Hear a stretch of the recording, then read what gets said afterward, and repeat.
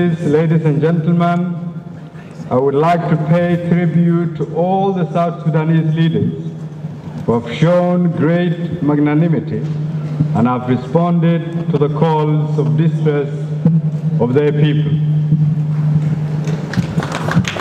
I would like to commend the mediation team, IGAD, and the President of the Republic of Sudan for the progress made in enabling this significant accomplishment. Acknowledging African solutions to African problems, Somalia acknowledges IGAD's role in staying the course in the peacekeeping and national reconciliation of South Sudan.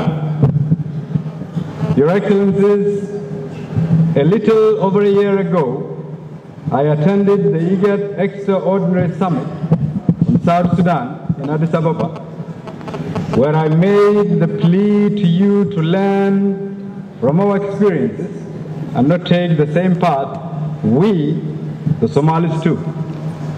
I shared then how easy it is to destroy a nation and how difficult it has been to rebuild ours.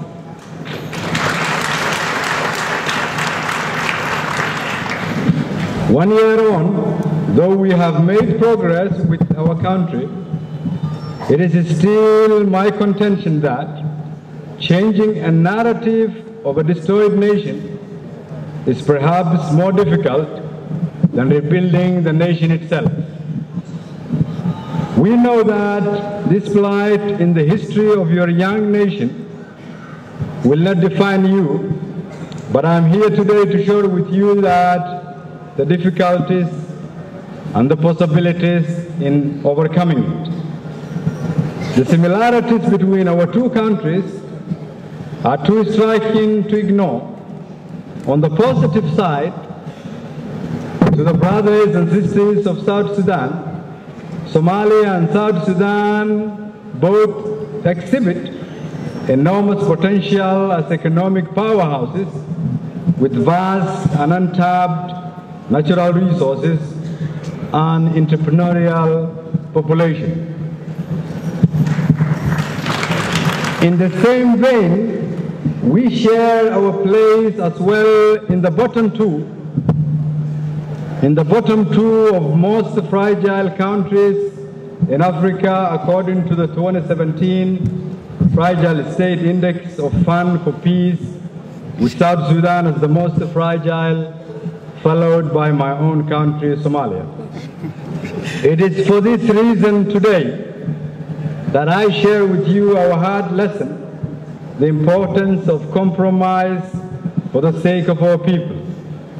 And that is not a sign of weakness, but rather a sign of strength and foresight.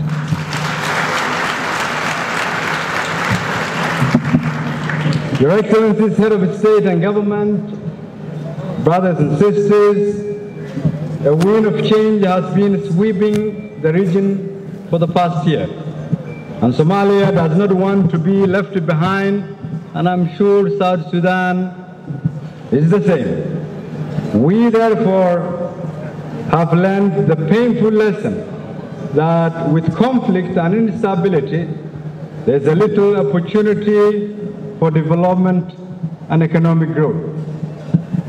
We recognize that by not resolving our problems, we not only affect our progress and development, but that of our neighbors and the region.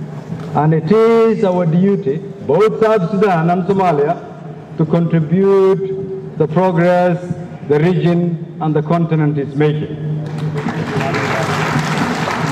It is for this reason that we urge you today to not tread in our footsteps, but to chart forward on this new path for the sake of the people of South Sudan.